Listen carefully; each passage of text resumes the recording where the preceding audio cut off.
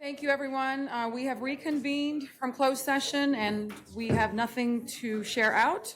So with that, we will adjourn the special meeting at 6:01 p.m. And at this time, I would like to call to order the regular Elk Grove City Council meeting. Today is Wednesday, August the 12th, 2026. The time is 6:01 p.m. Clerk. Thank you, Mayor. This meeting of the Elk Grove City Council is recorded with closed captioning. The recording will be cablecast on Metro Cable Channel 14, the local government affairs channel on the Comcast and DirecTV Uverse cable systems. The recording will also be video streamed at metro14live.saccounty.gov. Tonight's meeting replays will be on Friday, August 14th at 1 p.m. and Monday, August 17th, also at 1 p.m. and on Metro Channel 14. Once posted, the recordings of this and previous meetings can be viewed on demand at the 3ws.elkgrove.gov or youtube.com/metrocable14. For members of the participating audience who may have personal electronic devices, please place them on silent mode during the meeting or on mute when you are not speaking. And for any of our attendees that we have folks that may be providing remote comment from our public. And just remember, if you are using a phone, it's *9 in order to use that raise hand. But also there will be prompts for folks that are in the Zoom environment for when there's an opportunity for public comment on items on our agendas. And beyond all of that, the Elk Grove City Council welcomes, appreciates, and encourages participation in the City Council meeting. City Council requests that you limit your presentation to 3 minutes per person per item so that all present will have time to participate. City Council reserves the right to reasonably limit the total time for public comment on any particular notice agenda item as it may deem necessary. Pursuant to resolution number 2026-099, no individual speaker concerning public comment may address the City Council for more than 3 minutes per item. If you wish to address the council during the meeting, please complete a blue speaker card, which can be found at the back of the room, or use the raise hand feature if you are in our webinar environment, and provide any of the blue speaker cards to Assistant City Clerk Brenda Haggard prior to consideration of the agenda item. With that, Mayor, I will be moving into the roll call. And for the roll call, I will begin with Councilmember Robles. Present. Councilmember Spies. Present. Councilmember Brewer. Present. Vice Mayor Suen. Here. And Mayor Singh Allen. All in attendance. All right, thank you. Next up is our land acknowledgement. Assisting will be our Vice Mayor. Thank you, Mayor. We honor, respect, and acknowledge Elk Grove's first inhabitants, the Plains Miwok, who lived as sovereign caretakers of this land and these waterways since time immemorial. We commemorate and advocate for their descendants, the Wilton Rancheria tribe, the only federally recognized tribe in Sacramento County, who endure because of the bravery, resilience, and determination of their ancestors, tribal members, and leaders. Thank you. Next up is our Pledge of Allegiance. I would like to invite Councilmember Robles to lead.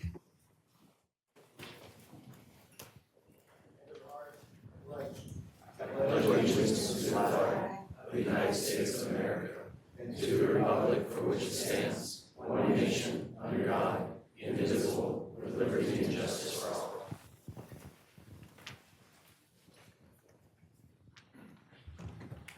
Thank you. At this time, please join us for a brief moment of silence.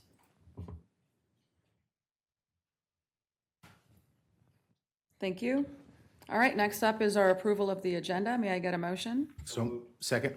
All those in favor, please say aye. Aye. Thank you. All right, next item, Clerk. Under Section 3, there are no closed session items on the regular agenda, which will advance us to Section 4, our presentations and announcements, and that first being item 4.1, which is the Disability Advisory Committee Annual Update.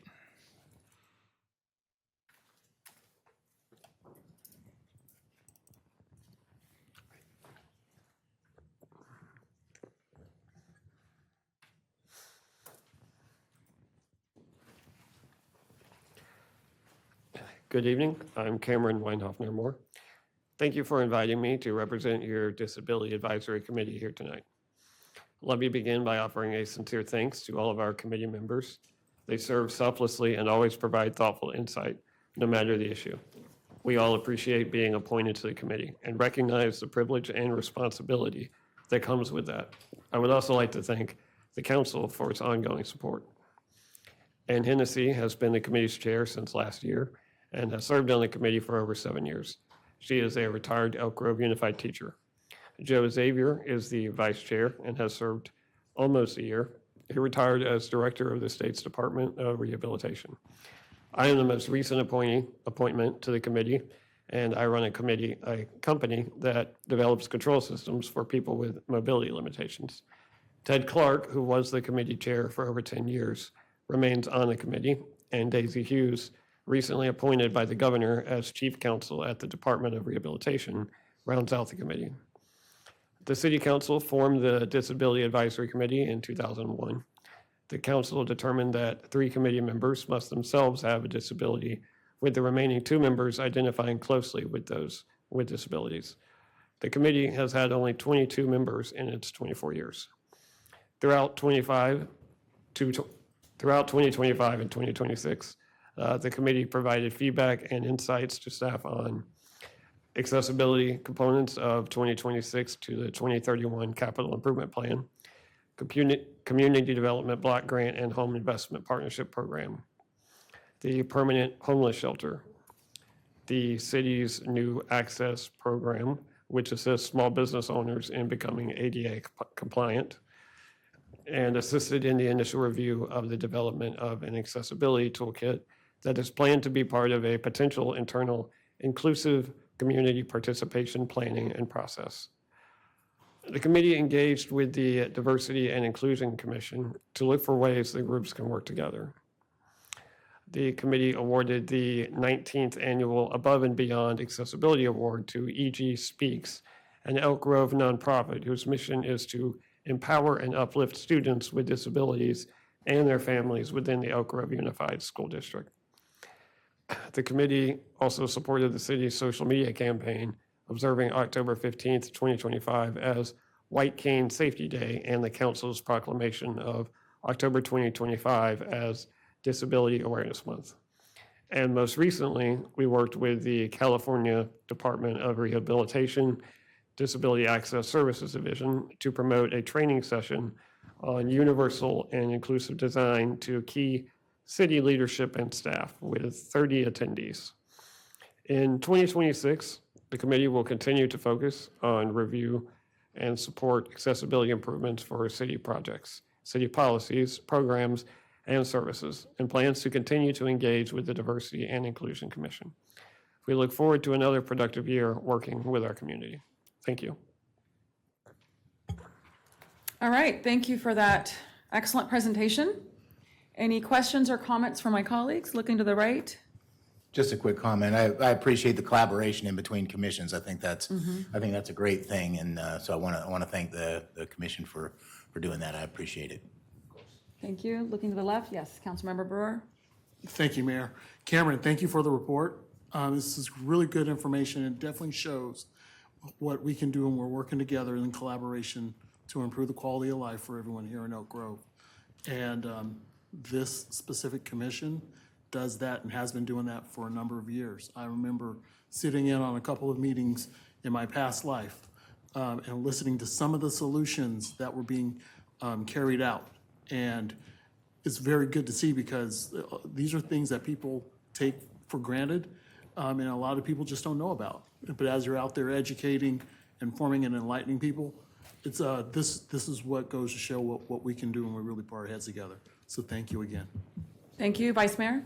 Cameron, I just want to offer my own thanks for your service and the entire committees representing our community. Thank you. And ditto what my colleague said. Thank you all for your service to improving our city, and particularly the cross collaboration with other committees and commissions is excellent work. So thank you for that. With that, we will move on to our next item. It's item 4.2, the new hire introductions. Good evening, Madam Mayor, Vice Mayor, members of City Council, Jason Behrman. Always pleased to introduce this item. We do this on a quarterly basis where we introduce our new hires as well as those receiving promotions. So we're going to go ahead and start with our police department. Chief Bobby Davis. Thank you, sir.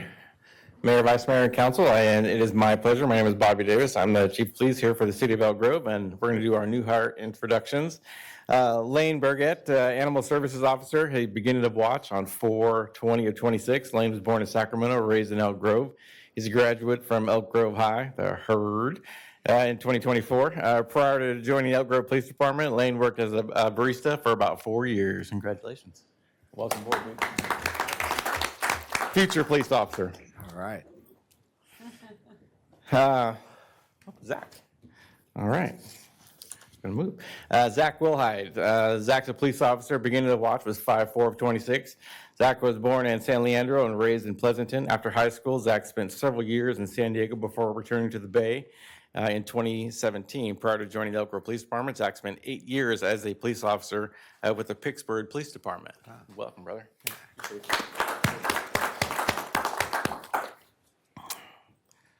Brett Moore, animal care assistant.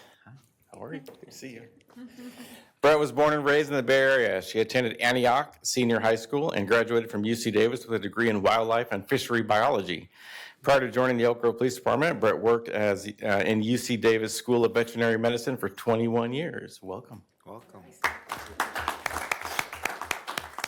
Jody. Miss Jody Jones. How are you? Good.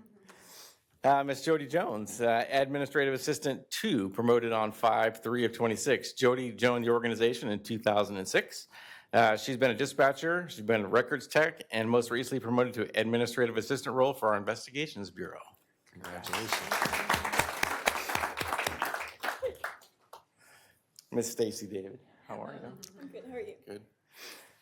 Ms. Stacy David, Animal Services Event Specialist, promoted on 5/17 of 26. Stacy was born and raised in Stockton. Prior to joining the Elk Grove Police Department, Stacy was a leasing consultant. Before that, she trained dogs with a certification through Karen Pryor Academy. Welcome. Hey, Ms. Obeda. Obeda Abdallah, police officer, promoted on 5/19/26. Obeda started with Elk Grove as our victim advocate and dedicated to join the academy to become a police officer. Prior to joining the Elk Grove Police Department, Obeda worked with the San Joaquin County District Attorney's Office as a victim advocate for approximately 5 years. And welcome. Smile, it doesn't hurt. It's going to be okay. Hugo Rodriguez, police officer, promoted on 5/19/26. Hugo was born in French Camp and raised in Lockford. He graduated from California State University, Stanislaus, with a degree in business administration. Prior to joining the Elk Grove Police Department, Hugo was an insurance agent for several years. Congratulations.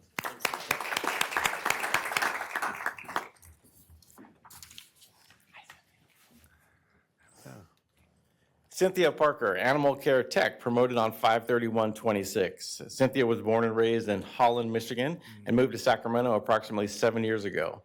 She is currently completing her degree at Sacramento City. Prior to joining the Elk Grove Police Department, Cynthia worked at PetSmart for approximately 3 years and volunteered at various cat and dog rescues. Welcome. Welcome.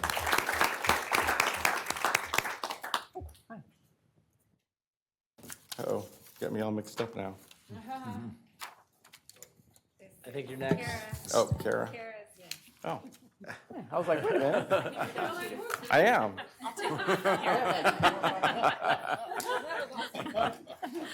Good evening. Our finance director, Raj, is not able to be here tonight, so I'm Kara Taylor Seaman, and I'm going to introduce our newest member to the finance team. This is Anissa Ali. Anissa was born in South Stockton and spent much of her childhood on her family's 13-acre ranch in Lockford, where she developed a passion for caring and rehabilitating animals.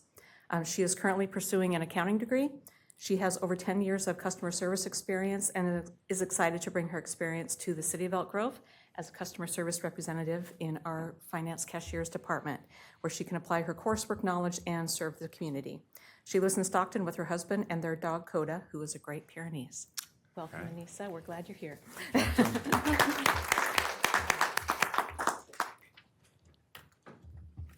Good evening, Mayor, Vice Mayor, Council Member. I'm Rosemary Rivas, the Human Resources Director, and I'm here to introduce Taylor Gallia. Taylor is our new HR specialist. She joined the city in May. Taylor supports departments with recruitments and promotional assessments. Taylor was raised in Herald. Then she left to attend college where she earned her master's degree in business administration. Prior to joining the city of Elk Grove, Taylor worked for the city of Turlock and the city of Sacramento, overseeing a variety of human resources functions. In her spare time, Taylor enjoys working on her family farm and caring for animals. Welcome, Taylor. Welcome.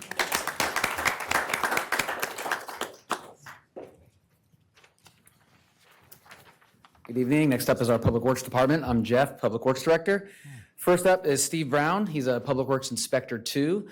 He comes to us from the County of Sacramento, where he spent nearly 11 years in construction management inspection. In 2017, he earned a degree in construction law. Steve has been working in construction for over 20 years. Originally from Hawaii, but relocated to Elk Grove in 2013. Steve spends his free time with his 2 kids and enjoys coaching high school rugby and watching sports. Welcome, Steve. Aloha. His shoe game is strong as well. Just highlighting that for you. We got a couple of folks that aren't with us tonight, but I'll go ahead and introduce them nonetheless. Natalie Montoya is a maintenance technician hired for our drainage crew. Natalie is a lifelong Elk Grove resident and a proud 2018 graduate of Elk Grove High School. Natalie grew up playing softball for the Thundering Herd and was an active member of the FFA. When she isn't working, she loves exploring the outdoors, camping, fishing, going to the beach, and swimming with her 7-year-old son. Natalie is thrilled to be serving her hometown and looks forward to making a positive impact in the Elk Grove community. And then we have a couple of promotions. Sure. First is Marcelo Murillo, who is a maintenance specialist with our streets crew. Marcelo comes from Caltrans, where he was an equipment operator on the bridge crew for 2.5 years. He comes with traffic control, stormwater management, and bridge repair experience. He spends his days off spending time with his 2 kids and wife. He loves Star Wars, USC Trojans, and improving the community.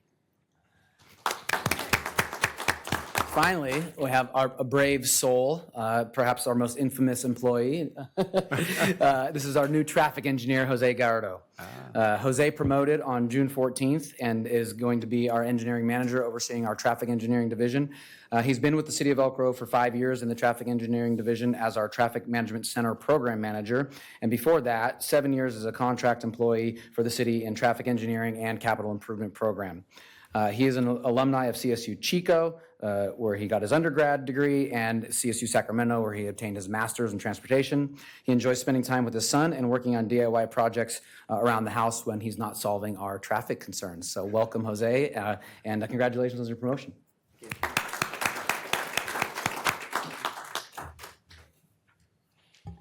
All right, we want to congratulate all of our new hires and promotions. For those that are new to the city, welcome to what will be an amazing family for all of you. So thank you and congratulations to everyone. Yeah. One more round of applause. All right, with that, I am going to move on to public comment. At this time, I will open up the public comment opportunity for in-person. We have 2 people signed up to speak. We will start with Lynn Wheat, followed by Alexander Baston.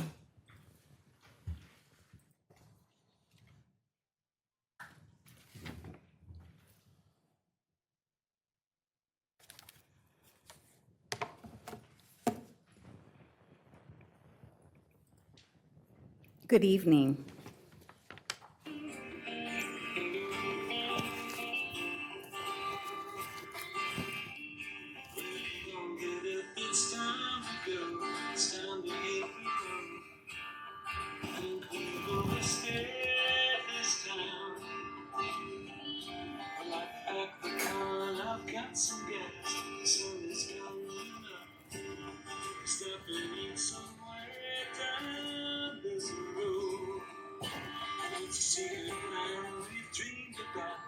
Take a chance before we change our mind.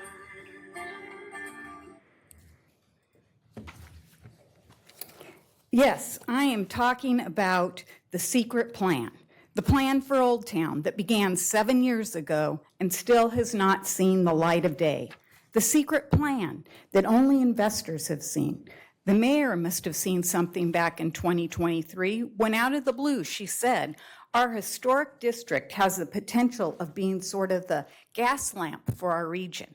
She was referring to San Diego's gas lamp quarter and was discussing the possibility of turning historic downtown, Old Town, into a major regional tourism and entertainment destination.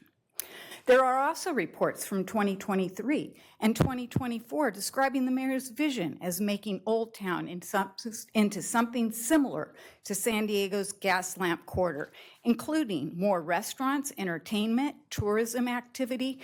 I think it's time to clue the taxpayers, and especially the residents of Old Town, what this plan looks like. In the last few years, there have been major real estate transactions in Old Town for prices that exceed the current uses. 2 weeks ago, it was said that no new nail salons and auto repair uses will be permitted. Council changed the name to Historic Main Street. Taxpayers subsidize murals painted on buildings, undergrounding the utilities. Even tonight, there was a closed session discussion about the teen center building that the city owns. I think it is fair to conclude that the city is getting all their ducks in order for investors in Old Town, but the city needs to be transparent and put this plan out in the daylight for the residents and Old Town business tenants to see. I have heard of property transfers and huge rent increases happening in Old Town, presumably for landlords to eventually drive out tenants and cash in on the secret plan. It's time to show and tell. Thank you. Thank you. Next up is Alexander Baston.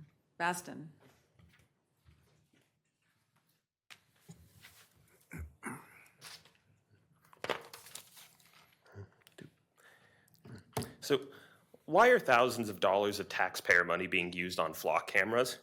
I didn't feel any less safe before these cameras were implemented. Elk Grove was already a very safe and quiet place to reside. I've had no complaints there.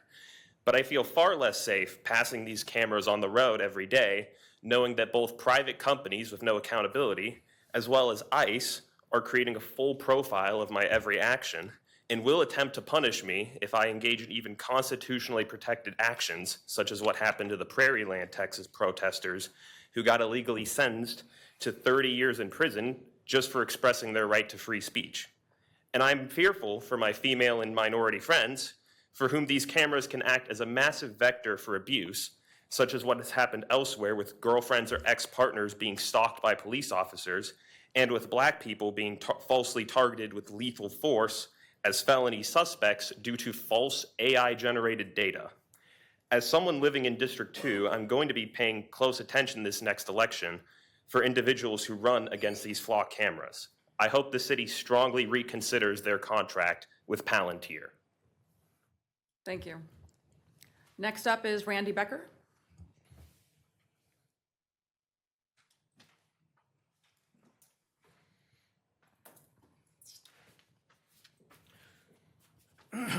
Some months, Mayor, Vice Mayor, Council, some months ago, I told you that I'd left the city of Elk Grove, but I was going to come and join all of you from time to time on issues that not only affect me, my family, as well as residents that I have close friends for close to 50 years. So if anybody thinks that I don't have a voice, we can take it outside and have a conversation. Until the flock cameras across the nation is a serious conversation. I just came back from the South for 3 months, and it is important back there as it is here. But I have to believe in our police department. I have to believe those that are sworn and those that are service. Also, I have to believe in the 5 of you. Things that are said that could happen is like a child growing up with a boogeyman in the closet. We all know there's not a boogeyman. Could something happen? Absolutely. There's a lot of things that could happen.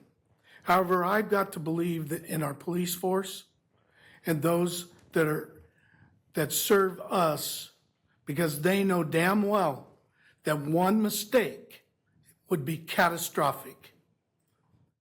Not only to this police chief, the former police chiefs, and those in the future.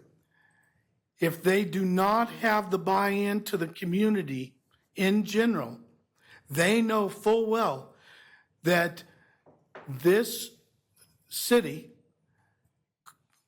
could end up like some other cities that have dissent between the political group, those of you that sit up at the dais, and the police department. So I have to believe that what goes on almost every week, it seems like, and I appreciate the post because those posts are important. Last week, the Galt PD saved somebody from a kidnapping. It happens every week. So until you can show me the difference, we got cameras everywhere. Doesn't have to be PD, doesn't have to be the city. They're everywhere. So this is the life we live in. You want to live in a safe city? We're going to have to do some things that may not be the greatest that everybody agrees on. But until you can prove me wrong, until the police department can prove us wrong, they're going to serve us the way we expect. Safety prevails. Thank you. Thank you. I do not have any more in-person public comments. So we do have an attendee that's in the audience, but I'm a little blinded from my location, so I'm going to rely on my city team if our attendee has a raised hand feature up, and that would be a negative. So though we have an attendee, they're just viewing at this point. Excellent. All right, then at this time, I will go ahead and close the public comment. I will just acknowledge that the council did receive 9 written public comments. So I just want to acknowledge those as well. I'm sorry? What are we hanging on? Is that on this item? No, it's about the e-bike credit. Okay. Couldn't see it. Okay. All right. With that, I'm going to officially close the public comment and move on to our next item, our city manager's report. Right. Good evening again. A few items to report on this evening. First is an election update. As the sole nominees for their respective offices, the city clerk's office will proceed with the appointment of the mayor and District 2 council member nominees in accordance with applicable election law. These appointments may be made without conducting an election contest. The formal appointments will be considered at a special city council meeting on Thursday, August 20th at 3 p.m. Council District 4 seat will continue forward to the November 3rd, 26th general election.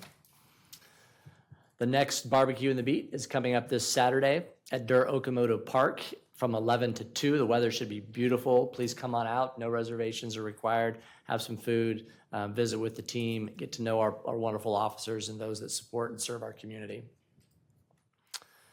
Back to school means a bike rodeo. So as students prepare for a new school year, we partnered with the Office of Traffic Safety and Sacramento Area Bicycle Advocates to host a bike rodeo on Saturday, August 22nd from 9 to 11 at District 56. It's a free hands-on event.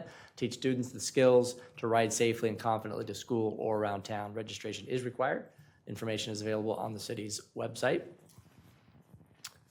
The city has submitted an application to the League of American Bicyclists to be considered for their bicycle-friendly community designation to gain a better understanding of local cyclist experiences in the city. An online survey has been developed, and we want to hear from residents. Visit the city's website to submit your feedback. Pitch Elk Grove is continuing for its 5th year. There will be 10 startups will make their pitch live before a panel of judges for a share of $20,000 in prize money that's being provided by various sponsors.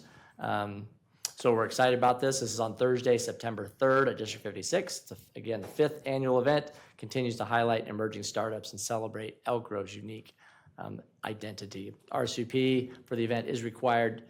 Seating is limited. Visit elkgrove.gov/pitchelkgrove for more details. And finally, nominations are being accepted for the Disability Advisory Committee's 20th Annual Above and Beyond Accessibility Awards through Friday, September 4th. Help recognize a business, organization, or individual who goes above and beyond for individuals with disabilities in Elk Grove by submitting your nomination online through the city's website. And that completes my report. Happy to answer any questions that the council might have. All right, thank you for your report and update. Any questions from council colleagues? Seeing none, thank you. With that, I will go ahead and move on to our next item, which is our consent calendar items. At this time, I will open up public comment opportunity. Mouse is jammed. Okay, there we go. On consent, we have one in person, Allison Randall, for item 7.16.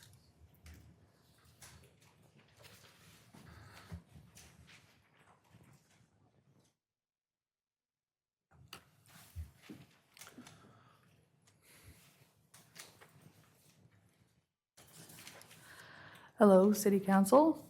I'm here to request removal of item 7.16 from the consent calendar. I believe that this item does need public input. especially based on comments a few months ago from the police chief who said that the current armored vehicle was just getting old. And we also heard that it was very infrequently used by our police department and more frequently used by other agencies in the area. Elk Grove is touted as a safe city. And with this $500,000 price tag, I'm not sure why we need an armored vehicle. So again, it would be nice to hear more about the necessity for this expensive item. Thank you. Thank you for your comments. Next up is Randy Becker.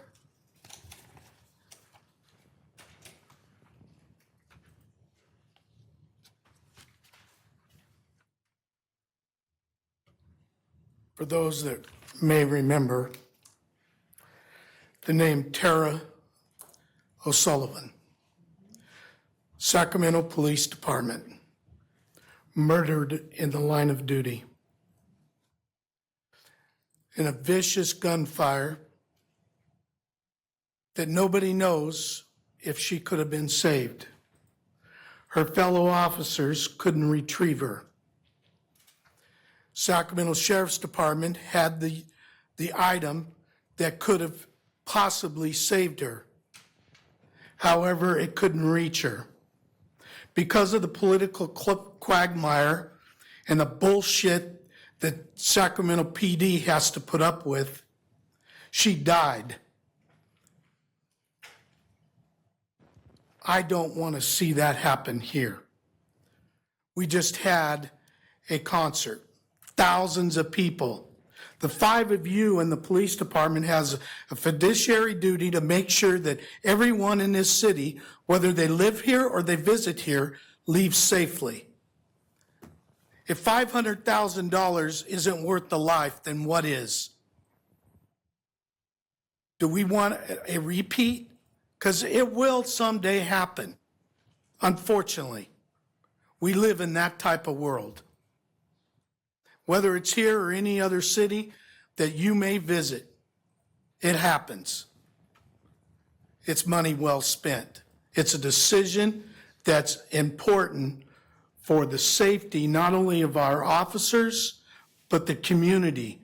And the community isn't just the 178,000+ people that live here. I don't visit a lot of cities because of their political beliefs and the lack of policing. That ought to tell you something. Please move forward with this item. Thank you. Seeing no more in person, we'll go to, oh, there's one more. Okay. Can we? And while we're waiting for that in-person speaker, I just put out there, we do have an attendee online, but they're not using the raise hand function in order to be recognized. If you do want to speak during the council meeting, we're prompting which item we're on, which is section 7, our consent calendar. And we'd ask that you use that raise hand feature so that we can know that you want to speak on an item on consent. Sir, you can But I come think, sir, forward. you can approach the speaker podium. Forgive me, I've already forgotten your name and it's not popping up here, but. Alexander Basin. Yes, thank you. Go ahead. I could say for one that I know for a fact that $500,000 can be used to save a lot more than just one life through services such as healthcare, definitively, rather than, a might save a life in a hypothetical scenario. I don't think we should fall for the rhetoric that more militarized police is the answer to saving lives when we could invest that money into social programs here that are proven to help. Thank you. I thought I saw another name pop. That was an error. Oh, okay. But I do have someone else here. For this item? Oh, Not on 7.16, on 7.6. okay.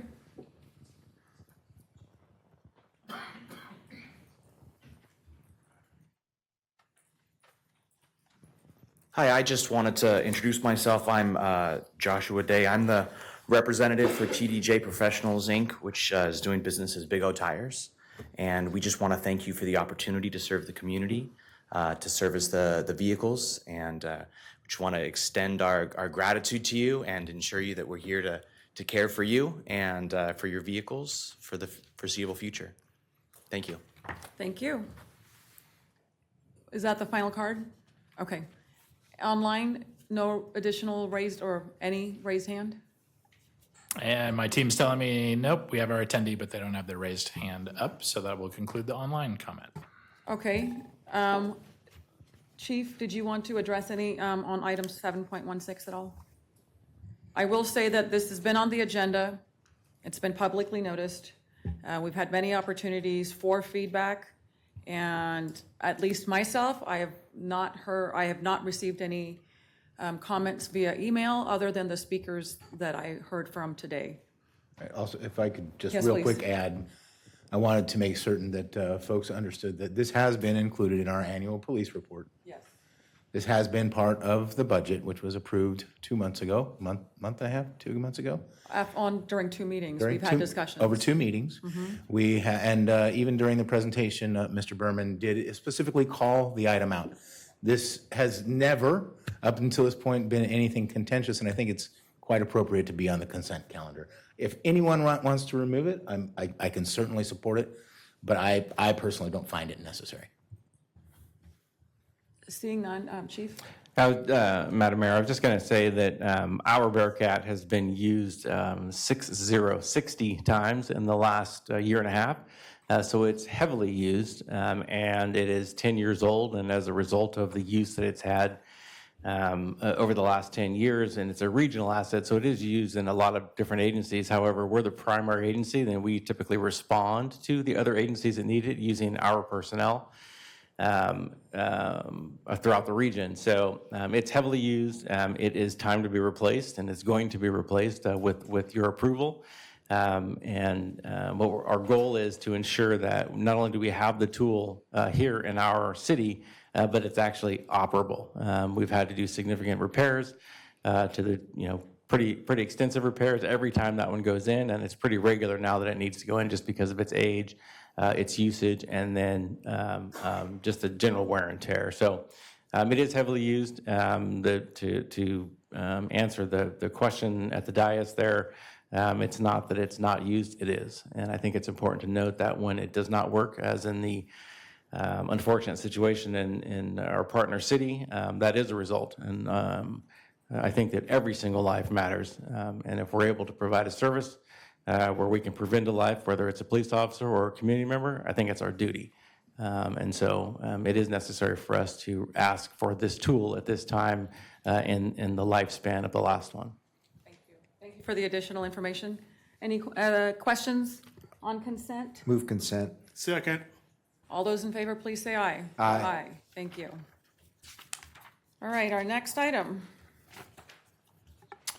We have no public hearings under Section 8, which advance us to Section 9, our regular agenda action items and recommendations. And that one item being item 9.1, which is to receive a presentation and consider an ordinance repealing Elk Grove Municipal Code Sections 1012.010 and 1016.180 related to bicycle regulations, and adding Chapter 1071 to establish regulations governing the operation, enforcement, and administration of bicycles and personal transportation devices within the city of Elk Grove.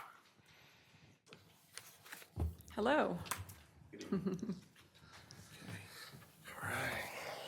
Get this thing here going here. Where's my mouse? There's a slide drawer underneath there.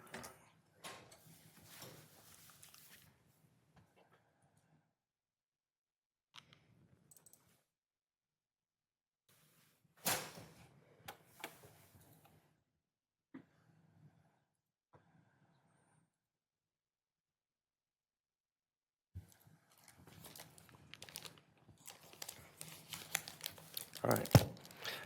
Good evening, Mayor, Vice Mayor, and members of the City Council. My name is Shane Glazer, and I'm a sergeant with the Elk Grove Police Department assigned to our traffic unit.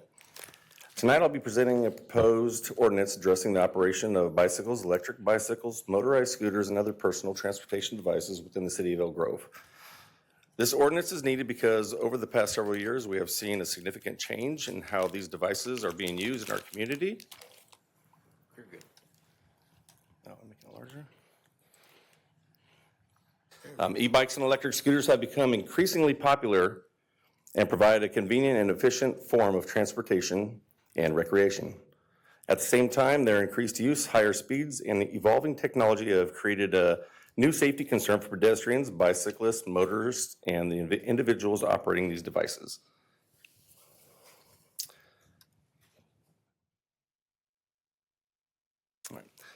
Our local data here will support over the last 4 years, since 2023, the increase in collisions versus bicycles. I have this slide here is as of May 27th. I have current data as of August 9th, which for 2023, we had 37 collisions versus bicycles, and today we have, as of the 9th, we have 33. And so collisions versus pedestrians have increased since 2029, and as of August 9th, we have 20 collision reports. E-bike calls for service have increased to the point now where we are at 193 calls for service as of August 9th. Just since May 27th, it's increased significantly. Scooter calls for service as of May 27th were 134, we are now at 204. So it shows the increase of the data to support why we need this ordinance. Kind of just to address the biggest issue that we have is a lot of people confuse e-bikes and e-motorcycles in our community. E-bikes are legal. They're allowed in our roadways. E-motorcycles, they are not. E-motorcycles are exclusively for off-highway usage, such as places as like Prairie City or on your own private property. They are not allowed anywhere in our community. And we get into definitions here shortly. So key definitions for a bicycle is that a bicycle is defined as a device which a person may ride propelled exclusively by human power through a belt, chain, or gears and having one or more wheels. Same things that we all used when we were kids. Today we have several different types of styles. So we're going to talk about personal transportation devices as they're talked about in the ordinance, which include electric bicycles, which are bicycles equipped with fully operable pedals and an electric motor not exceeding 750 watts. They are classified as Class 1, Class 2, and Class 3 electric bicycles. Class 1 electric bicycles are low-speed pedal assist bicycles, only when pedaling capable of reaching a max assisted speed of 20 miles per hour. Class 2 electric bicycles are low-speed throttle assist bicycles capable of reaching a max speed, assisted speed of 20 miles per hour. There is no requirement of age requirement, and riders under 18 must wear a safety helmet with Class 1 and Class 2. So Class 3 electric bicycles are a little bit more different. They are pedal assist bicycles capable of reaching speeds of 28 miles an hour. Riders are required to be 16 years of age or older, and helmets are required at all ages. Motorized scooters, they're two-wheel devices with handlebars and have a floorboard that is designed to be stood up on when riding, or a seat footrest in place of the floorboard as is powered by an electric motor. Electric motorized boards, we don't have a ton of issues in our city yet, but they're any wheel device that has a floorboard designed to be stood upon when riding equipped with an electric propulsion system, averaging less than 1,000 watts. Those include your electric skateboards and balance boards that we'll see. All right, so the key changes in the ordinance is that it allows bicycles on sidewalks, prohibits personal transportation devices on sidewalks unless permitted by signage, prohibits electric power devices with motor above 750 watts on sidewalks, and it requires yielding to pedestrians and audible signals when passing.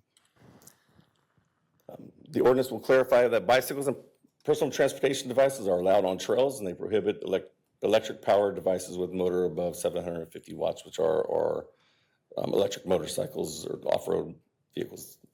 Confirms that 15-mile-an-hour speed limit on trails. The ordinance prohibits reckless riding, unauthorized racing, and trick riding on public streets and property. It also prohibits modifying devices to exceed the intended speed classification, as well as provides enforcement tools and impoundment procedures for roofs.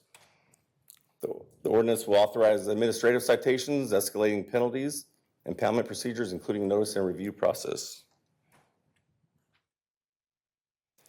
The ordinance does not ban bicycles or personal transportation devices. It changes the does not change the bikeway network or set impound fees. It does not replace state laws or impose liability on the city, and it does not restrict pedestrian access or change sidewalk designations. It also does not restrict the use of electric personal assisted mobility devices due to physical disabilities. Some of the benefits of the ordinance will be that it'll improve public safety, provide clarity for all roadway and trail users, as well as enhance quality of life and traffic safety initiatives. It will aim to reduce reckless riding and other unsafe behaviors in our community, as well as allow continued enjoyment of bicycle and personal transportation devices. Kind of how we're going to implement this, their initial focus would be through education, and more education on top of that. We currently have brochures that we handed out at the end of the school year last year. If this is supported, we would have to modify those brochures to bring it current, and then we would go back to the schools where we can have our biggest impact with parents and the kids.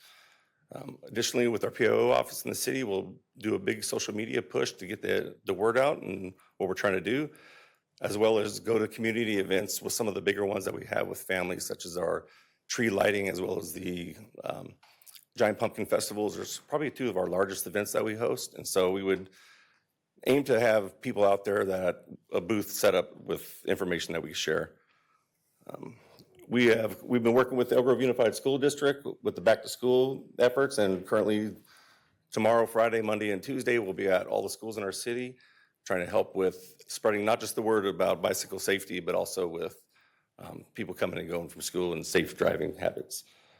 The Elk Grove Unified School District is in the process of possibly implementing K-8 no personal transportation devices. That's your electric scooters, your electric bicycles, as well as the boards. So that would be a huge push for us because that's where we really need to get the information out. The environmental analysis, the adoption of this ordinance is exempt from review under the California Environmental Quality Act. So my recommendation, and our recommendation, is that we introduce an ordinance repealing Elk Grove Municipal Code 10.12.010, as well as section 10.16180 related to the bicycle regulations, and adding chapter 10.71 to establish regulations governing the operation, enforcement, and administration of bicycles and personal transportation devices in the city of Elk Grove. Just for a closing, basically the purpose of the ordinance is not to discourage the use of e-bikes or bicycles or other personal transportation devices. These devices have become an important part of our transportation system and provide real benefits to our community. Rather, the goal is to establish clear, reasonable, and enforceable rules that allow people to continue enjoying these devices while providing additional tools to address unsafe riding behavior and reduce conflicts with pedestrians and other roadway users. I know we talked a lot about going out and doing the education, but when needed, we will still do the enforcement side if that is the priority there. We have had kind of the electric motorcycles have been a big part of the push for this, and we still, I don't want to say we have zero tolerance, but we have less tolerance with the motorcycles due to the speed and some of the recent collisions we've had this year with some of our students that are still in the hospital. So with that, I open up to questions. I'm going to open up public comment, but could you go back to the slide on the enforcement, the penalties? Yeah. So the enforcement on penalties is first offense is going to be an infraction, with second being a misdemeanor. Okay. And then as far as fines go, the first fine is a $100 fine. And with the second one doubling if it's within the first 12 months. Okay. I just want to make sure I had it in my notes. Okay, thank you. Since you're there. Yeah, please. Can you just, for the purpose of, if you could back up one slide that you were just there, just because, one more, I'm sorry. It was where we were talking about the personal assisted mobility devices. Yes. Yeah. There, I have seen on sidewalks what look more like a go-kart, a covered go-kart, as opposed to anything else. So if you could kind of define for folks just specifically what we're talking about when we're talking about those personal mobility devices relative. Yeah, I mean, I've seen one. It's a wheelie, right? That has the cover on it, right? Right. Yeah, okay. All right, just So, if you could. Yeah, for what we're trying to do, we don't want to restrict the use of electric personal assisted mobility devices. Is that what you're talking about? With such as wheelchairs, you're talking about the carts our that you get in the three-wheel grocery carts store. that people use to get around. So we don't want to discourage use of that. That's allowed on sidewalks. Right. Keep them safe because they're much slower moving. All we require is that as you approach pedestrians, that you give the right of way to the pedestrian and give verbal warning that you're approaching. So My purpose in bringing it up is that I've seen one that is covered, and it kind of looks like a little covered go-kart, and you don't know what's inside of it. I just want folks to know that that would be a personal assistive mobility device, particularly in that instance, but yeah, I know it's what kind you're of odd talking to see. about. One of our motors pulled up on her recently and talked to her, had a good conversation. What So are we doing? Yeah. definitely falls within that scope. Something that we would allow. Awesome. Thank you. But I can see why it would cause concern. Yeah. Yeah, because actually I had a few constituents reach out about their own mobility as seniors. Yeah. So thank you. And that's probably something that we need to do is go to some of our senior communities and talk about that, make them feel that that's okay. Yes, definitely. In fact, that's, I'm glad you alluded to that, because it's something that has come up not only through our emails, also being approached by folks who have certain physical limitations. So in addition to the scooters themselves, and the one that I call the Geo, because the Geo lives over by my house, just trying to figure out, is there any sort of way to do any sort of reasonable accommodations? Do we have to put something in ordinance form to help provide a clear line for those mobility devices? Because people will say, well, they're scooters too, but they are not. They are, but they're not. Correct. So there has to be some sort of way where we can. Do you want me to jump in? Yes. Okay, so we don't actually have to put in our ordinance because the state law already defines what these are. Actually, state law classifies them as pedestrians if they are using a mobility device. And what the state law says is pedestrians include a person who is operating a self-propelled wheelchair, motorized tricycle, or motorized quadricycle, and by reason of physical disability is otherwise unable to move about on foot. So we don't define it because it's already defined in state law. And so we will respect the state law and use that definition of what a mobility device is. And that's helpful because some of the individuals that I know that have these types of vehicles, they're riding in the bike lane. They're trying to do the right thing and ride in the bike lane. But in reality, it's slow to the point of being like a pedestrian vehicle and should be on the sidewalk in areas where a sidewalk is available. And so there has to be, so we have to make sure that we're thinking about that in these terms, because the last thing I want is to have someone get hit or to have someone on an e-motorcycle kick them over. Because after seeing what I've been seeing over the last 5 days, it's not good, and this ordinance is needed. Thank you. I'm going to go ahead and open, we have 4 people signed up to speak. So if there's further questions, we'll call you back. Thank you. Thank you. At this time, I will go ahead and open up public comment for in-person first, starting with David Baker, followed by Terry Burke.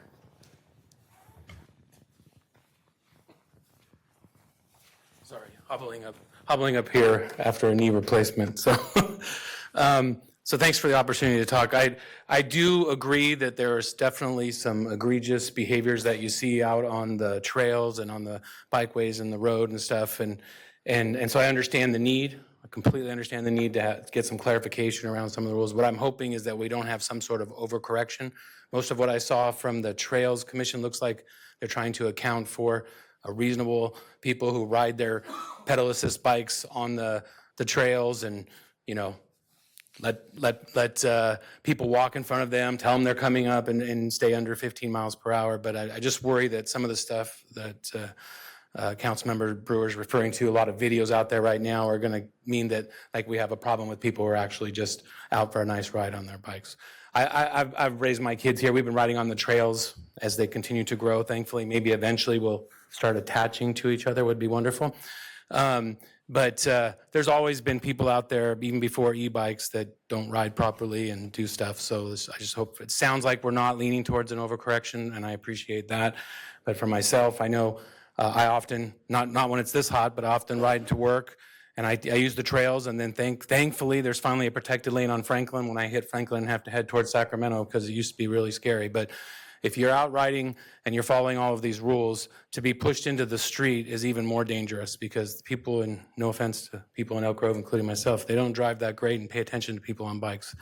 Rode my road bike for many, many years in Elk Grove, and it can be really dangerous. And having roadways, bikeways, and different things used properly is a huge benefit. So I hope there's not an overcorrection on this. And there was a reference in the commission, the Trails Commission, about identifying certain sidewalks that connect trails. I hope that that follows through as well. There are some wide sidewalks that do connect trails and often are the only ways to get from trail to trail. So hopefully that'll be considered as well. So thank you. Thank you for your comments. Next up, Terry Burke, followed by Yuvraj Singh.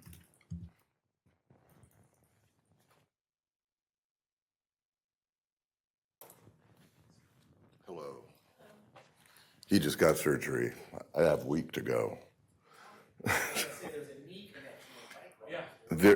There is.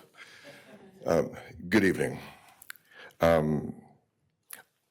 I started by emailing you, I believe, Ms. Mayor, and this had to do with me doing some research after having witnessed a group of people on e-bikes as they were riding down Old Creek Drive. My wife and I live in the same house where we purchased in 1988, and we're right across from John Earhart Elementary School. I can say that this is not just an Elk Grove problem. This is a nationwide problem, and there are people throughout the country who are trying to figure out how to regulate these e-bikes. I do know that for people who are operating a device that goes over 28 miles per hour, they do need an endorsement for a driver's license, as well as all the other safety, like the helmets and so forth. I don't know whether or not that's being enforced for the e-bikes, but I do know that I've seen some go pretty darn quick. Whether or not the kids are doing tricks and all the rest, I'm mostly concerned about kids operating the vehicles on the right side of the road, staying off the sidewalks, wearing the proper safety equipment.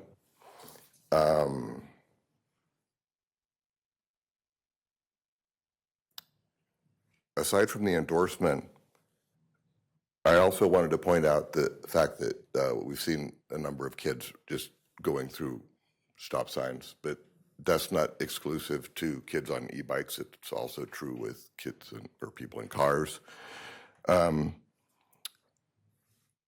thing that I had a question about was whether or not we have such a thing as a safety program for these operators to learn the skills to ride their e-bikes safely, where they can get an endorsement to ride the bike safely and become positive community members. I want them to be able to participate well in the community, but I want to be safe when I'm walking to Starbucks. And anything that we can do to help make this a positive experience would be great. Thank you. Thank you, sir.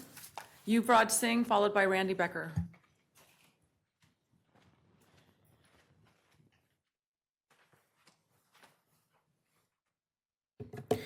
Good evening, Madam Mayor, City Council members. For item 9.1, I'd like to propose a bicycle and e-bike safety education day where we could teach residents which bikes are legal, where they can ride, and what safety rules they need to follow. I also believe we should reconsider restricting personal transportation devices for K to 8 students when they can be used safely and legally. Instead of an outright restriction, we should focus on education, safety, and responsible riding. I'd also like for this event to recognize our Sikh community.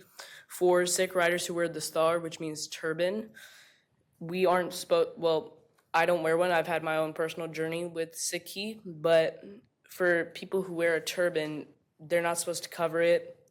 It's a crown to them. So there is alternatives out there where we could educate them on what they can do.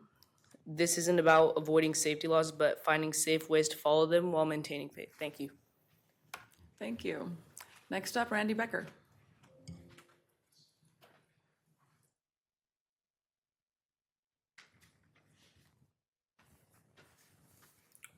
Mayor, Vice Mayor, Council, this is a long time coming in this community and communities across the country. Unfortunately, humans are their worst enemies. It's simple.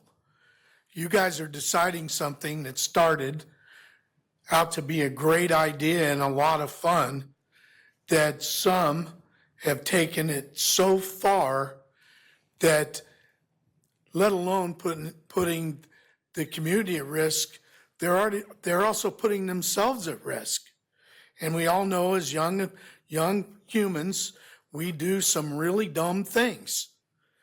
And some of us don't live long enough, and some of us do, to recount the dumb things we did. Whether you're on Nextdoor or Facebook, any community social platform, it's been out there. You know, my two sons growing up were part of the group that went to CSD and lobbied for the bike park. They're the kids that they didn't get to use the bike park, but they were the ones that lobbied for the bike park. Now my grandson gets to use it. That's where the bikes with kids. I mean, we used to have the Honda Hills at Florence Center when Florence Center was being built. Used to call it the Honda Hills. So it's always, bicycles have always seemed to be a part of our, history. But these e-bikes, now that you can buy them online and can go very fast, need to be corralled. Yesterday, I seen on a Facebook post that municipality, I can't remember the city, but they passed an ordinance or a policy or whatever to limit, I think it was the school board, not the city, where K through 8th grade can't take electric bikes on school property. It's a great idea. Great idea. Something needs to be done, and the bottom line is this is where we're at today. Not only that, we've got the community screaming almost weekly over a bunch of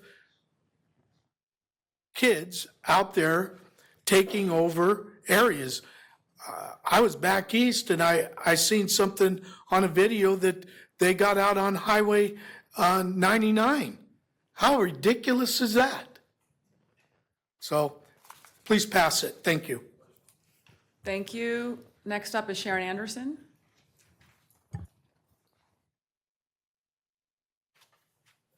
Hello, Mayor, City Council members, Sharon Anderson. I'm also a member of the Trails Committee, the vice chair of that, and I did hear this ordinance presented to us, and one of the benefits of the ordinance as far as a trail user myself is if the enforcement is true and it's level, at my age, I can't afford to be hit by a heavy bicycle going fast. I also can't afford to not know. I don't have eyes in the back of my head, and I tell cyclists, doesn't matter if they're motos or whatever, I let them know if they pass me without a bell or letting me know that they're there, that I startle easy, and I do not want to be hit, because if I startle, I'm going to be in front of you, and we're going to get hit, and I'm going to be the one that's injured. So at my age, I can't afford that. This ordinance is a benefit for our law enforcement, also for the CCSD park rangers, because I think it can blanket. Is that true? I'm hoping it can blanket, because properties are owned by different entities in our city. So I'm hoping there can be a collaboration that we can make Elk Grove a little bit safer for everybody with this ordinance. And thank you to Elk Grove PD and the other city staff for listening to the comments from the Trails Committee, and also for you. I support the passage of this ordinance. Thank you. Thank you. That was our final in-person public comment. Turning to you, clerk. And we do have some participants, so we have some raised hands. And so I will be turning to our online participants. And our first speaker is going to be Katie. And Katie, on your end, what you want to be able to do is unmute. So hopefully we've got you ready to go. And we're going to be asking you to unmute on your side in order to participate. You might have to just unmute your device.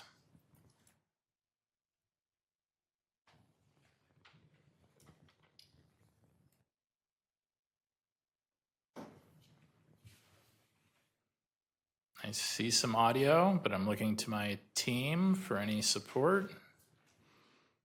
See the microphone moving on the environment.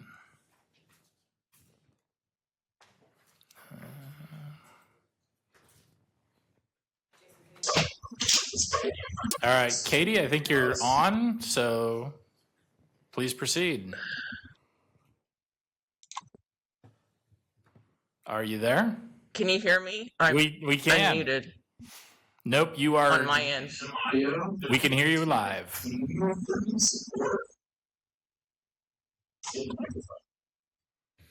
And you may just need to mute any other devices that are around you that could be causing a little bit of interference. Oh, there we go. Can you hear me? Crystal clear. Almost. We can hear you. Yes. My name is Katie James. I'm a resident of. Oh, can you hear me? We can hear you.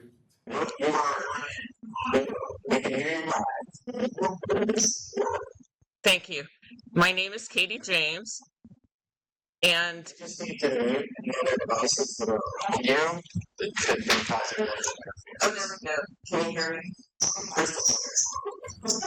We can hear you, Katie. Just keep talking. My name is Katie James. I'm a resident of.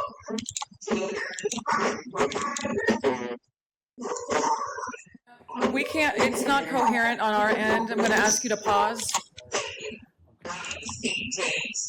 I keep hearing I'm Katie James, but that's it. I don't know where I'm.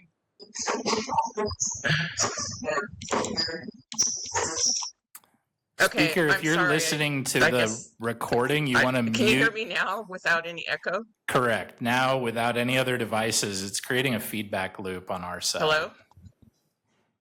Yes, we can hear you, Katie.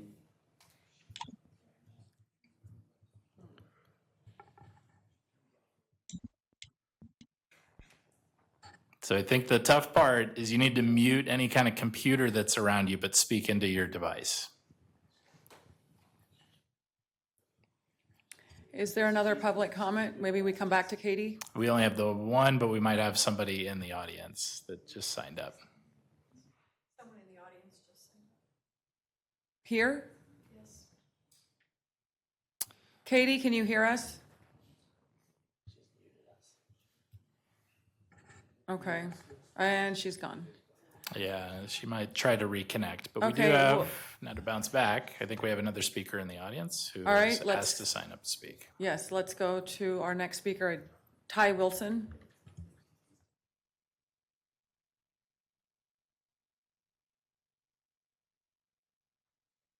Hello, Vice Mayor, Mayor, staff, council. I'm here to support the ordinance, but some of the things, there's a lot of things. I had a lengthy conversation with Officer Glazer today about some positive reinforcement we could do. I'm a retired fireman, work on safety committees and stuff. I really respect the work of the Trails Committee that did all that. But there are some other issues that I think could probably be addressed, and I don't want to change anything they've done. Some of the other electronic issues we have is people bugging out with earphones and AirPods. So when you come up to warn somebody, you don't have the ability to do that. So part of our education component is maybe put out some things is just have one AirPod or one earphone off. And I also don't agree with the Class 1 trails that are shared use, which you could have seniors in the mobility things and whatnot. I ride every day around here at 8 to 12 miles an hour on a pedal bike. And when an e-bike passes me at 15 to 20 miles an hour, I raced professional motorcycles for 30 years. It startles me, even though I'm expecting it. So I think on the shared trails, I think if they got it as Class 1 in the description of different trails, bikeways, I think that should be 10 to 12 miles an hour. Because if you're walking or doing something at 5 and somebody goes by you at 15, that's a 10 mile an hour difference. And you still allow for a 30 mile an hour head on. 215s going opposite directions means 30-mile-an-hour head impact. So maybe around the senior centers or the real busy trails or areas where we know we have high congestion, I would suggest a lower speed. On my safety committee at a ranch that I participate on, another safety committee, we learned the hard way, and we dropped everything to 10. So just something to consider. Again, I don't want to recreate work for anybody, but the head issue, the earphones, everything else, people just check out. And it's frustrating when you're ringing your bell, you're hollering, and you still startle people. And it's just something that, nobody thinks about it, So they check out, they go out for the workout, and they don't realize there's people coming behind them trying to warn them, and it just doesn't work. And I appreciate the ability to comment on this, and I do support the rowdy behavior is another thing. That's a parenting issue. That there needs to be enforcement at that level, but just the friendly rider stuff can be corrected with some messaging. I notice utility boxes now, somebody put up the things about yelling out, passing on the left and stuff. That's a great program. We need more signage. Also on some of the things we talk about speed limit signs is maybe put the thing on the ground as well, because signs fade or get covered with trees because we have so many trees in the city. Okay, And thank you. thank you very much for your time. Thank you, sir. Back online, I see Katie. Indeed. So we're going to see what we can do. And before we get going with Katie and unmuting you, is that basically you want any other devices muted except for when you're talking into the webinar. And so we're going to unmute you and see how it goes. So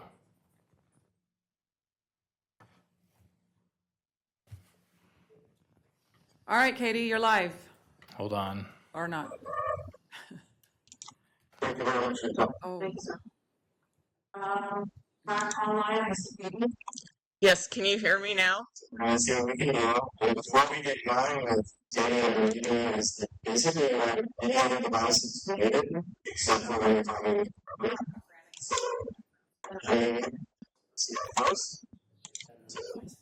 Yeah, something is giving you feedback on your side, Katie. You have to only be in the webinar environment and have everything Can you hear else me now? muted.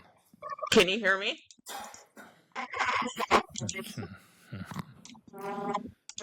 We can hear you, but there is background noise.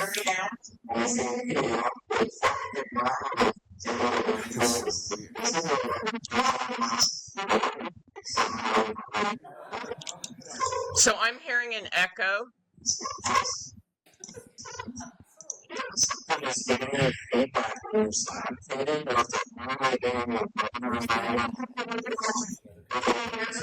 You need to Okay, turn off the I'm audio going of to anything close. else. I can't hear any audio when I'm in the.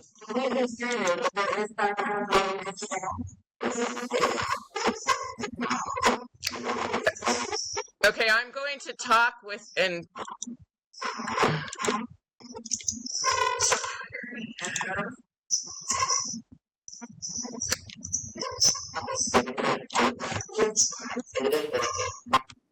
I'm going to talk. Can you hear me now? I can't hear the audio. I can't hear any audio when I'm in the.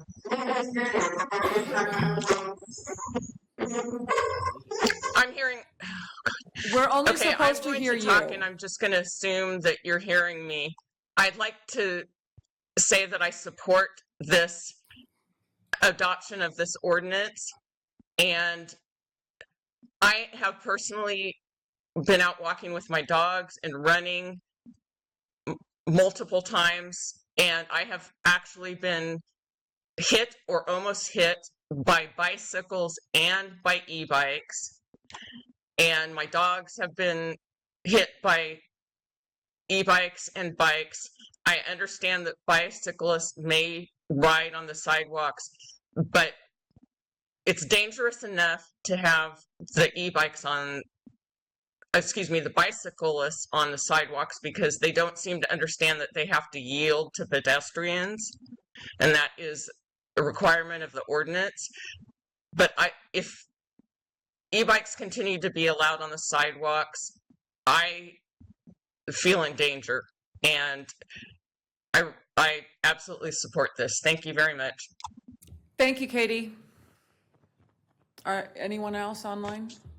It's dangerous enough to have the e-bikes on the bicycles on the sidewalk. Excellent. We heard everything, Katie. Thank you. All right.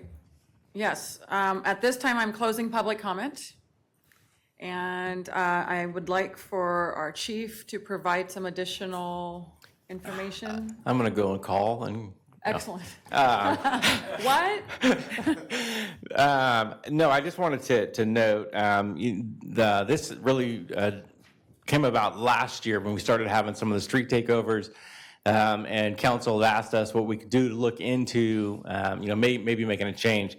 At that point, Officer Brandon Herron stepped up and did a ton of research to kind of get us to where we were. Then we started working with our city partners, specifically Katie Lyons, who is our transportation and planning program manager, to kind of help us get down this path, which now included the e-bikes. We felt that it was important that we made this a little bit more broad so that we weren't coming back to you in 6 or 7 months to address the e-bike and the problems we were having in the city. So between Brandon and Kaylee, this is what we've decided to present with the hopes that we do or you will pass this. And we've already started working with the Elk Grove Unified School District. Lisa Levasseur with Sergeant Jimenez has started the last 3 weeks doing outreach, education, providing documents and information, kind of teasing where we were headed with this. And that is important to us because our schools, the majority of them are going to start tomorrow. So in addition to this ordinance and the things that we've done in the last 3 weeks, we're going to have a police officer at every single school in the city of Elk Grove tomorrow morning and then tomorrow afternoon. We're going to provide education. We're going to provide an opportunity for people to ask us questions or talk about this. And in the evening as well. We want to make it clear that safety first for our children is extremely important to us. And this e-bike ordinance will really give us an opportunity to provide education first and enforcement second. However, if enforcement is necessary, we absolutely will use this tool to ensure that our kids make it home every day. We have seen an uptick, unfortunately, in our city. We have young people who are still in the hospital after months of having been injured. And so for us, this is one of those areas that's extremely important because we know with prevention and education, we hope that we can reduce some of those numbers. Part of this is going to be on our parents, and we want to make sure that they understand through education and enforcement that they're just as responsible. If we do stop some of these children, if we take the bikes and them back home, we are going to ensure that they are aware of the responsibility that they have on top of the children riding the bikes as well. And so for us, this is a holistic approach and a global approach to ensuring that we can provide a safety measure for the folks in our community. So Sergeant Shane Glazer presented tonight and did a great job, but I just wanted to put a few more things in there because I think it's important that people know that we are education first. But if enforcement is necessary, we will do that. Thank you very much for that additional information. So I'm going to open it up here for council comments, questions. I'll start to the left. Councilmember Brewer. Thank you, Mayor. No, I want to thank Chief for this because this is something that we've been seeing, we've been seeing a lot of safety-related incidents happen throughout town over the past 2 years and within the last couple of months, especially along Elk Grove, Florida, I've been seeing more and more of it. And it's really doing it for the protection of the riders, but also for people who are driving, because you do have drivers who are trying to do the right thing, trying to drive slow, trying to mind traffic.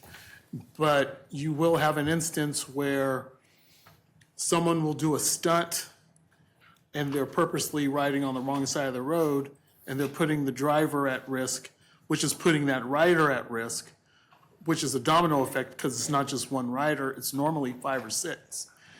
And the e-bicycles being differentiated from the e-motorcycles is super helpful because a lot of the incidents that we're seeing, not only on social media, but seeing in real life, have been involved with the smaller e-motorcycles. I cannot explain that enough.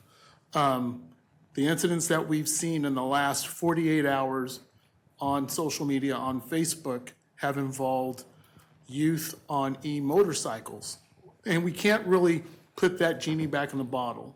And you can't really say they are the cause of all of this.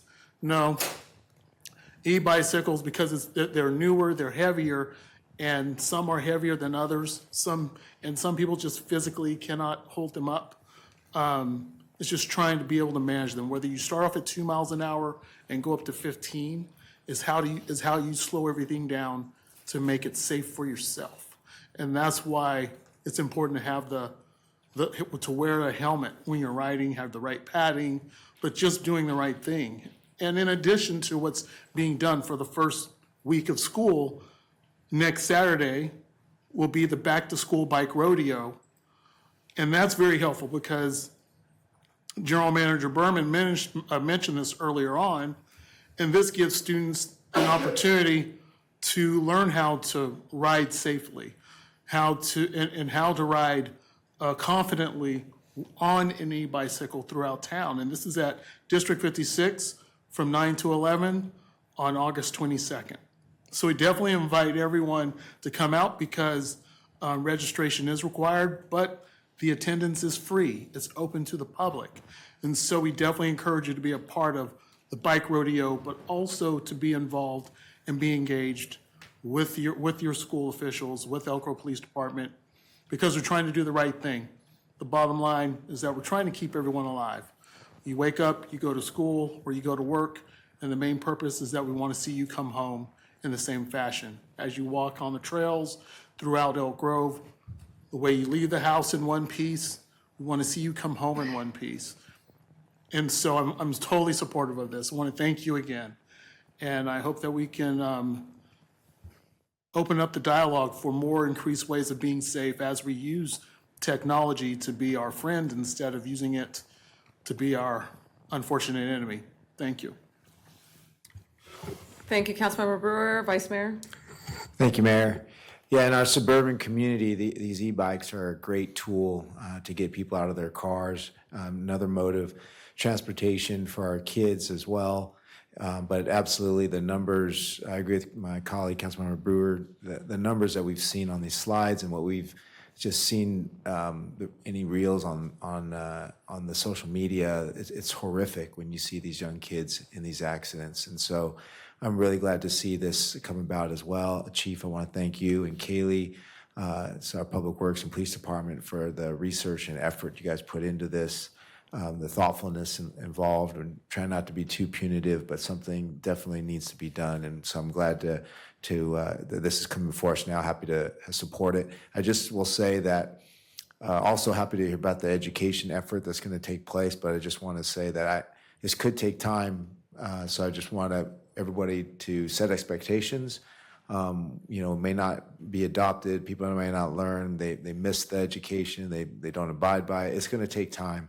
So let's all have a little grace and patience, but we'll be vigilant out there to educate the community and get everybody up to speed. And hopefully our community will be compliant, because it will be for the best interest of all our kids and our community. Thank you. Thank you, Vice Mayor. Councilmember Spies? Thank you, Madam Mayor. First, Sergeant Glazer and everyone else who's put into this ordinance, I appreciate it. Thanks for being here tonight, Sergeant Glazer.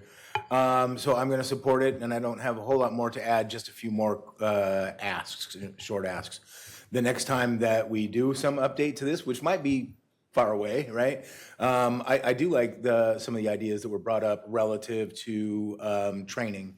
Right, you can do training before, you can do training after. Our goal certainly isn't to collect money on this. Our goal is to get compliance through the education, and perhaps maybe before we find them, then maybe they have to take a bicycle course from Safety USA, or maybe we have one here or something else, right? As we look to having more safety-related training, I mean, perhaps there's a quarterly we can do that would do some training for folks beforehand. Anyway, so those two things. And certainly I would hope that along with our education and outreach that we can inject to folks, although it's typically the walkers that are, Walk the American River Bike Trail is great. It's fantastic. Well, it used to be. but I won't go any further. But if you're wearing, you could be wearing earphones and the bikes will zip right past you and scare the living daylights out of you. It happens on our trails too. So part of it is on the walkers, right? They've got those in their ears. So if we could find a way to incorporate that in our outreach, because it does happen with the cyclists too. So with that, fully supportive. Thank you very much, Sergeant Glazer, Chief, PD. I appreciate it. Oh, and sorry, Kaylee. You're probably out there somewhere. No Kaylee today? She's at a conference, but she's listening. Okay. Thank you, Kaylee. Councilmember Robles. Thank you, Madam Mayor, and I agree with Councilmember Spies. Perhaps some education, if there is an offense.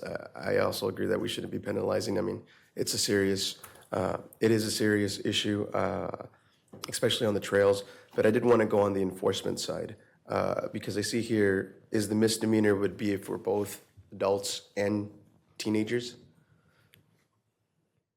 So, and then usually it'd be 5 years for a teenager, right? So if he's 17 or 16 and they have one offense, would that be on the first offense a misdemeanor? No, I don't believe so. I have to look at that, but I don't believe so. Okay. No. I'm just trying to kind of like, if it's a teenager that gets in trouble for, riding and then gets cited and gets fined, I just don't want to kind of add on to them having some legal troubles or because when they become an adult. Does that make sense? It does. I think for us, we're going to have the same approach that we do with everything when it comes to that. This ordinance isn't about punishment. This ordinance is about providing an opportunity to do correct behavior, and that's going to be what our goal is. I would say if the act is egregious enough, as those kids that were riding around those folks the other night and threatening them and throwing rocks in the street, they will be cited, and they're going to have to deal with the consequences with their parents. However, if it's just a contact, that is not going to result in a citation. It's going to result in an opportunity to educate, build relationships, and ensure that those folks are taken care of. But again, I think it's going to depend on the severity of the situation. But the discretion of our officers tends to lean towards compassion and care and understanding and education, and that's our direction. Perfect. Thank you for that clarification. I also just wanted to ask, being on the parents, the citation's going to go directly to the parents, correct? Citation will be, yes, they will get the citation as well, but it'll be in the name of the children or the young people and the parents. It'll go to the parents, I should say. And it's going to depend on our contacts, how many times it happens. But our goal is that the parents understand the responsibility that they have on top of the children, meaning that if it is a repeat offender, the parents could ultimately be responsible if the child goes out and, say, hits one of our patrons on the bike trail and injures them. There is a case right now in Southern California where that took place, and the parents are being held responsible for a potential manslaughter charge because the child was taken home with their property. The kid went back out on another e-bike, struck an elderly person and killed them. So ultimately, right, this is an education piece for all of us. We want our parents that are in our communities to understand the importance of how e-bikes or these type of conveyances can injure people. So our goal clearly is to not have that happen. But in the end, if we have to hold the parents accountable, we will. Perfect. Thank you. I just wanted a clarification on the enforcement, and you definitely did that. So that's all the answers or the questions I have. Excellent.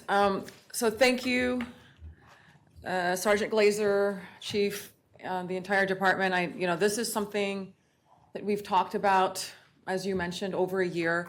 I actually get on a given week maybe 5 residents that will reach out on this issue. So add that up over the course of a year of how many times our residents have brought this up as a serious, serious concern, not just for the operator, but also just the general public as well. So this is definitely very necessary. I do like some of the comments, just like Councilmember Spies, that we've heard of the education opportunity on how to operate these effectively. It's voluntary. It's not something that we can enforce, but I do think that if we have it available, it may be maybe our community will step up and utilize those. I would actually like to also, on the enforcement side, for those of you that are parents, know that sometimes it takes several times to talk to your children, for changed behavior. It may not be the first time or the second time. If there's an opportunity for community service, or at that point, maybe mandatory education, and so that they can understand what happens in those more serious situations. So that's just something for exploration, if we can look at that.